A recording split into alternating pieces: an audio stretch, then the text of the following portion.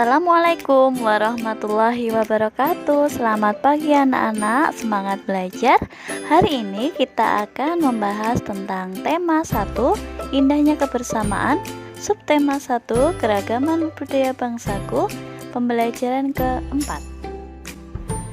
Sebelum kita mulai pelajaran hari ini, anak-anak siapkan buku catatan dan catatlah hal-hal yang penting. Indonesia juga kaya akan keberagaman kain tradisional, misalnya batik, songket, dan ulos. Jenis-jenis kain tersebut merupakan kekayaan budaya bangsa. Seperti yang kalian tahu, bahwa kain batik berasal dari Jawa, kain ulos dan kain songket, kalian cari tahu di internet ya, berasal dari mana. Bacalah teks berikut, kemudian carilah gagasan pokok dan gagasan pendukungnya. Di sini ada teks tentang tari kipas Pakarena. Mari kita baca teksnya terlebih dahulu. Tari kipas Pakarena. Tari kipas Pakarena merupakan kesenian tari yang berasal dari Goa, Sulawesi Selatan. Tarian ini sudah menjadi tradisi di kalangan masyarakat Goa yang merupakan bekas kerajaan Goa. Kisahnya berawal dari perpisahan antara penghuni Botinglangi atau negeri Kayangan dan penghuni Lino atau bumi pada zaman dahulu. Konon, sebelum berpisah, penghuni Botinglangi sempat mengajarkan kepada penghuni Lino cara menjalani hidup seperti bercocok tanam, beternak, dan berburu.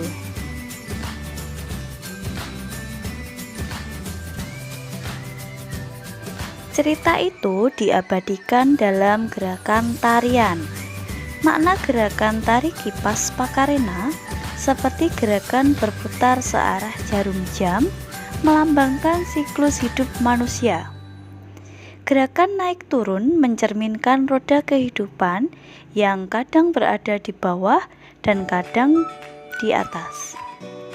Cara menari yang lembut mencerminkan karakter perempuan Goa yang sopan, setia, patuh, dan hormat. Secara keseluruhan, gerakan tari ini mengungkapkan rasa syukur. Nah, kita akan belajar mencari tahu tentang gagasan pokok dan gagasan pendukung dari masing-masing paragraf. Ayo kita ingat kembali, gagasan pokok adalah ide utama yang menceritakan paragraf tersebut. Sedangkan gagasan pendukung adalah kalimat-kalimat yang mendukung dari gagasan pokok.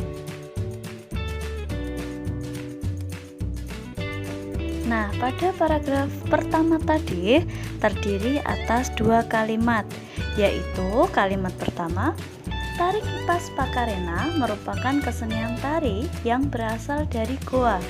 Nah, kalimat pertama ini disebut gagasan pokok karena merupakan ide pokok atau hal yang dibicarakan dalam paragraf pertama.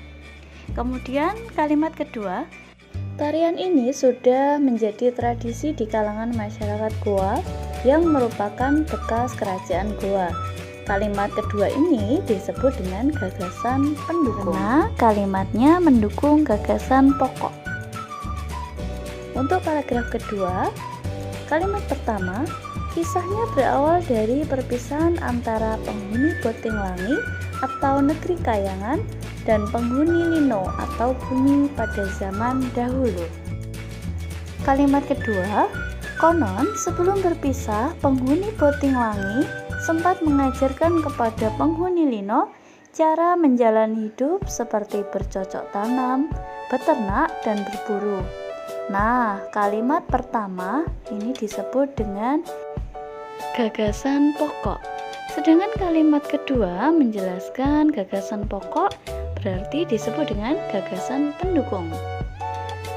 Anak-anak, seperti yang telah kamu ketahui sebelumnya, kita hidup penuh dengan keberagaman.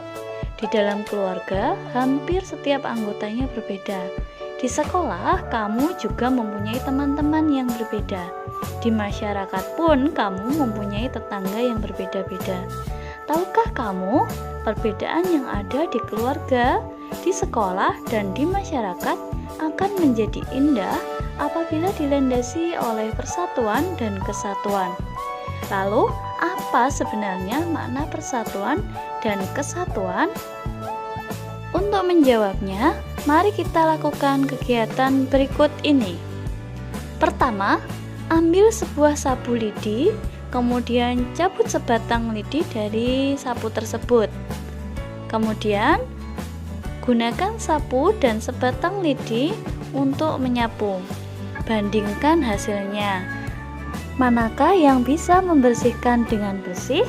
Sebatang lidi atau seikat sapu lidi? Tentulah kalian sudah mengetahui jawabannya bahwa seikat sapu lebih bisa membersihkan daripada sebatang lidi. Lalu apa maknanya, Bu? Mari kita bahas. Pada umumnya, sapu lidi digunakan untuk menyapu. Bisakah sebatang lidi digunakan untuk menyapu? Tentu saja tidak. Lidi dapat digunakan untuk menyapu jika terdiri atas beberapa puluh atau ratus lidi yang diikat cukup erat menjadi satu. Dengan menyatukan lidi-lidi dalam satu ikatan, akan tercipta kekuatan yang besar. Jadi, persatuan dan kesatuan dapat diartikan kumpulan bagian-bagian yang dipersatukan. Hal itu merupakan bukti pentingnya kekompakan dalam mewujudkan persatuan. Dengan demikian, persatuan tidak mementingkan kepentingan diri sendiri atau kelompok, tetapi lebih mengutamakan kepentingan umum.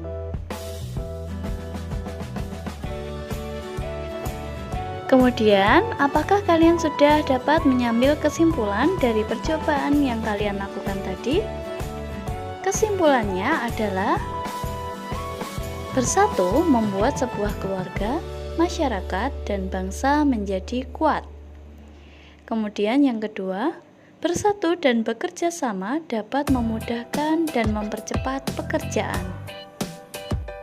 Nah, anak-anak, mari kita temukan contoh-contoh lain dalam persatuan dan kesatuan dalam keberagaman. Di sini ada 2 kolom, ada sikap yang menunjukkan persatuan, contohnya hidup rukun dengan semua orang, saling menghargai walaupun berbeda suku, agama, pendapat, dan lain-lain, saling tolong-menolong, memberi kesempatan orang yang berbeda agama dengan kita untuk beribadah. Kemudian kolom selanjutnya tidak menunjukkan persatuan dan kesatuan. Contoh sikapnya adalah mengejek orang lain, tidak menghargai, bertengkar karena berbeda pendapat dan ingin menang sendiri, menjelek-jelekkan suku dan agama orang lain. Nah, anak-anak, itu tadi materi tentang tematik tema 1 indahnya kebersamaan, subtema 1 keberagaman budaya bangsaku, pembelajaran keempat. Semoga anak-anak bisa mengambil pelajaran dari materi hari ini. Tetap jaga kesehatan dengan menerapkan protokol kesehatan dan jangan lupa memakai masker. Terima kasih. Wassalamualaikum warahmatullahi wabarakatuh.